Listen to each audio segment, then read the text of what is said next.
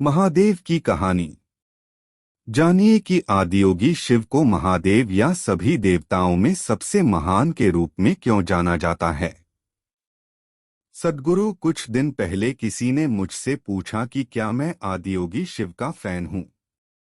Fan club तब शुरू होता है जब लोगों की भावनाएं किसी के साथ उलझ जाती हैं। मैं निश्चित रूप से उनका फैन नहीं हूँ। फिर वह क्या है? असली चीज कुछ और है, लेकिन फिलहाल मैं आपको तर्क के माध्यम से आपको समझाता हूं।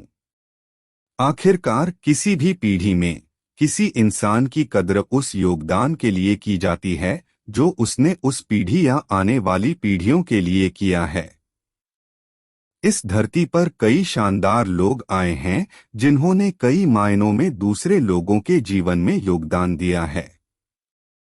कोई प्यार की लहर लेकर आया, किसी ने ध्यान की लहर चलाई, कोई और आर्थिक खुशहाली की लहर लेकर आया जो उस समय की जरूरत के मुताबिक था। जैसे महात्मा गांधी के प्रति पूरे सम्मान के साथ यह कहा जा सकता है, यह उनको नीचा दिखाने के लिए नहीं है। आजादी के पहले का समय होने के कारण उनके तरीकों, उनकी तरकीबों और उनके काम करने के अंदाज ने उन्हें एक खास ऊंचाई तक पहुंचाया। वह सही शख्स थे और उन्होंने उस समय के हिसाब से अद्भुत चीजें की, लेकिन वह हमेशा प्रासंगिक नहीं होंगे।